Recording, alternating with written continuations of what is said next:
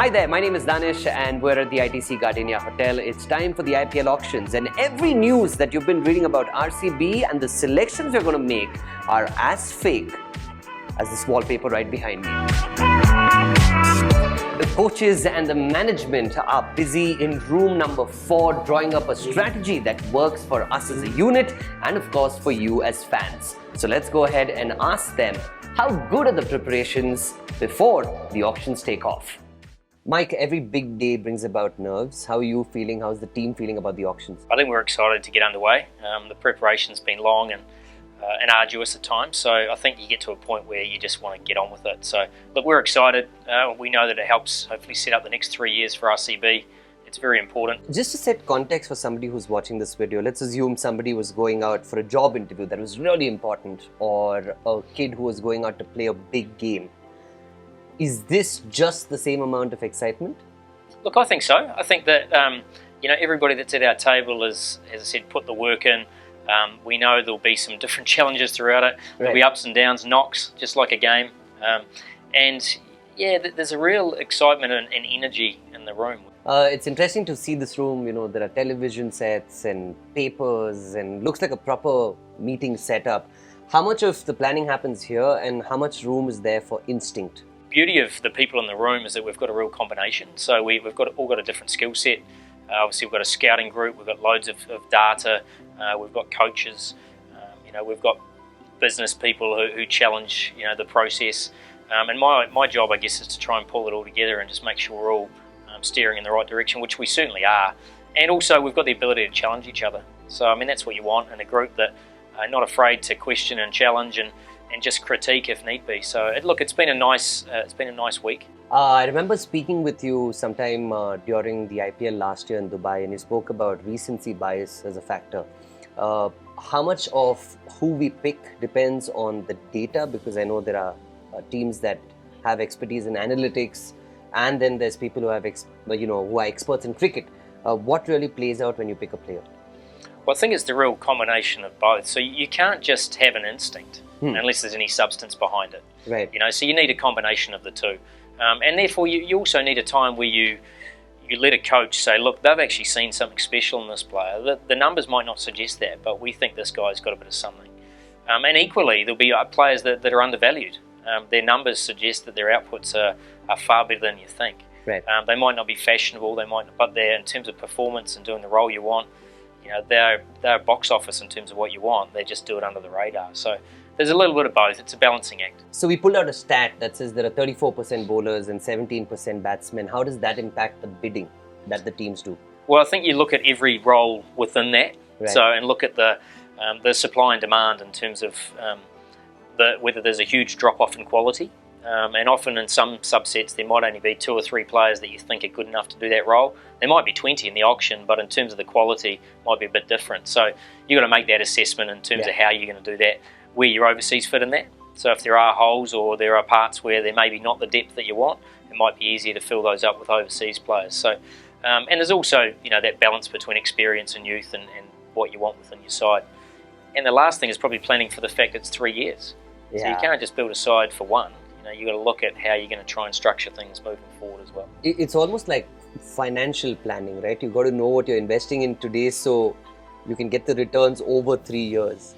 Yeah, it's all about ROI really in terms of, what are you going to get, as I said, this year. But also, as you said, if players are potentially coming to the end of their career, but you're able to use that purse in a year or two to buy another good player at that time, when that transition is, you just got to make sure you've got people within your squad to step up as well. The next question is an important one. Do we have a captain? Don't worry about that. We're going to fix that? Yeah, don't you worry about that. All right. I've got 2 very important people sitting to either side of mine. One is Mr. Prathamesh Mishra, who happens to be the chairman of RCB, and then there's the head of RCB here, Mr. Rajesh Menon. Not cricket experts, but certainly experts in business. And this is a very unique space. Cricket and business come together.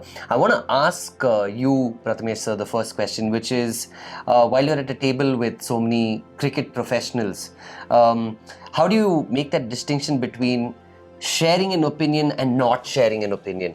the process that we have followed so far, Yeah. it's a very, very robust process. And the entire decision trees, the amount of simulations that have been done, right? And as a team, we've zeroed down to our strategy to the last detail.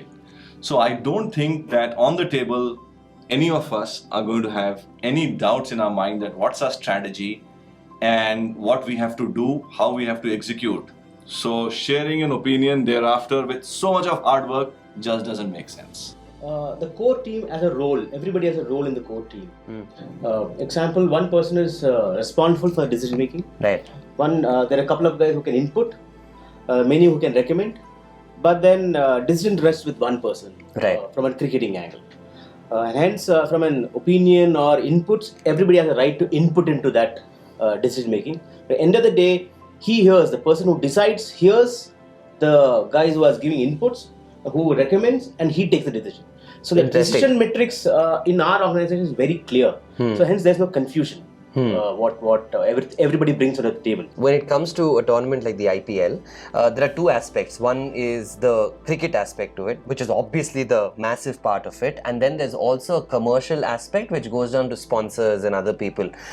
Do you all weigh in because you've built so many brands over the years? So you kind of know who sells, who doesn't sell. Do you weigh in with that when it comes to picking a player?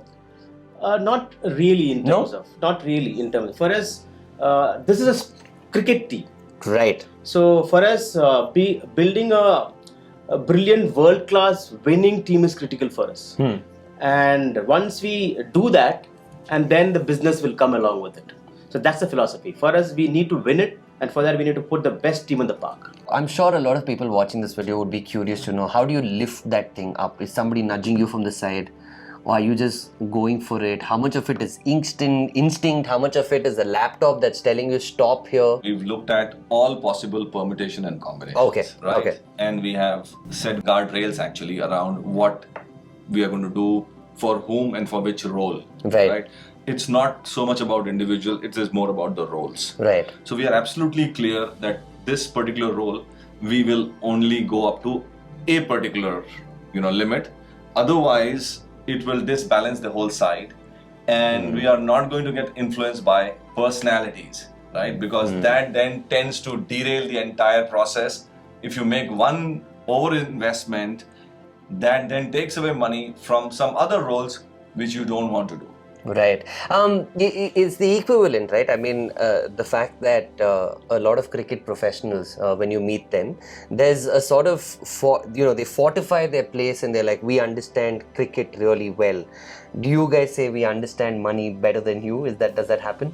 As Mr. Prathamesh mentioned very clearly, we have clear roles for each of the players. Right. And we have purse allocated for each of the players. So we don't want to tinker with it, which will impact the balance of the team. Right. And we know, and there's a flow-on effect, and there are a lot of what ifs. If this happens, what if that happens, and then that will take care of it in real time when the auction happens. So, one word to the fans that you'd like to kind of send out a message to them, because they know you guys are the custodians of the franchise. You guys are at the table representing an entire city and of course a country that's has fans from every part of the country, right? RCB has fans from everywhere. So what is your message to them?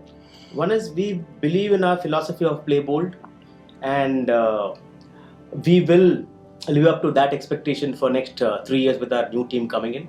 Awesome. How about you, sir?